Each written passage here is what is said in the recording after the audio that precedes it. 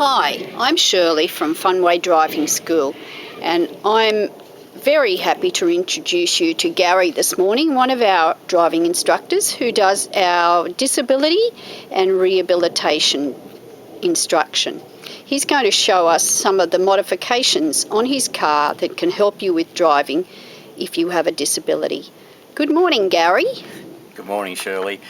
Hi everyone. Look, I would like to go over quickly some of the modifications that are available at the moment, and they're set up on this car that I'm in now. It's a Mitsubishi Lancer. That might not be the car that you'd use if you had lessons with us, but it'll be the same principles.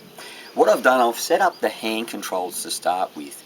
The hand controls are meant for someone who can't use their legs or maybe a double amputee, and that allows the driver to use the foot controls by hand.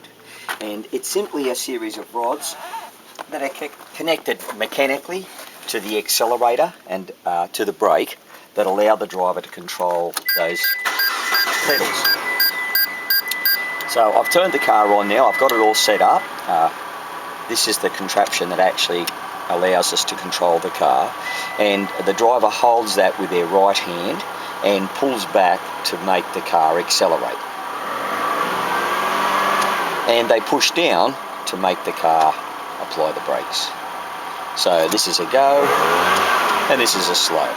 While they're doing that, they use their thumb on these two little buttons here to operate the signals. So we've got a right signal and we've got a left signal.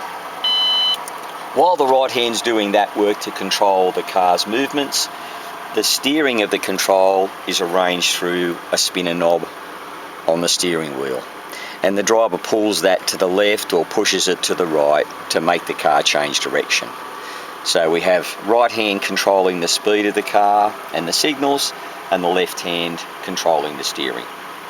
Now also, I'll just take that control off and I'll just quickly show you a left foot accelerator, because that's another one that we use a lot. And it's meant for people who can't use their right foot. If they have restricted use of their right leg, or perhaps they're a right leg amputee, they wouldn't be able to use the right foot accelerator unless they use their left foot across the body of the car, and then they'd be crossing dangerously close to the brake.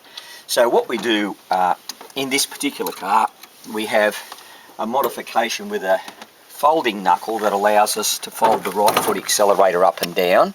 That's the normal down position for a right foot accelerator. But when we're not using that, we can fold it up and we can fold down a left foot accelerator. Pardon me, and that means that the driver can then accelerate and brake with the left foot.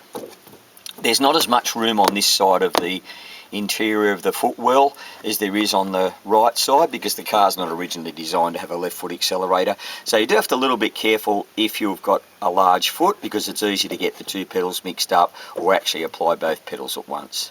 But with a little bit of training, you can drive with your left foot if you need to. While we've got the camera in the car, I might get you, Shirley, to show us the headrest blinkers. That's another modification which we can use.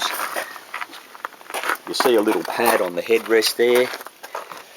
The driver taps the headrest blinker pad on the right or the left side with the back of their head, and that allows them to put the blinker on or off from that position. And also out here on the table, if you can bring the camera around, Shirley, I've got some other modifications that are used for people to control the steering. All these steering wheel aids are slightly different, but the one in the car is just a plain knob. This one here has buttons on it to control signals to the left and right. The one at the back there is what we call a tri-spin for people who don't have normal grip. That helps them to hold the steering wheel aid better. This one here is interesting. It's got not only the blinkers on the top here, but it has buttons on the side that allow us to add extra features. For example, we could have the headlights on there, the high and low beam, wipers. So it makes driving a lot easier, particularly if you're an amputee and you've only got one hand to use. At the back there's a couple of mechanical connections that again can be used on wipers and blinkers. This is just a short extension for the blinker, and this one's a crossover that goes across the steering column. But again, Depending on your disability, we can usually modify something that makes driving achievable for you or easier to do. And finally, if you can turn the camera around, Shirley, I'd just like to show you, we also have the car fitted with blind spot mirrors. Now, most drivers would be familiar with the fact that you can't see the whole traffic scene in your outside mirror, and this car's fitted with a blind spot mirror that shows us the area that you normally look over your shoulder to see. And that means that people who have restricted neck movement or head movement can actually check their blind spot by looking across the mirror to the outside into the blind spot mirror rather than just using the outside mirror alone. I hope those things have helped you for today. If you'd like a little bit more information on our disability controls or disability training, you're welcome to give us a call on 0419 386 929 or have a look at our website. If I'm not there when you call, Shirley will be happy to answer your questions, and if she can't, well, I'll call you when I get back in if you leave your number, and I can set you straight on anything you'd like to know. I hope that presentation helped you today. Thank you very much, Gary. It was very interesting. Thank you. Bye.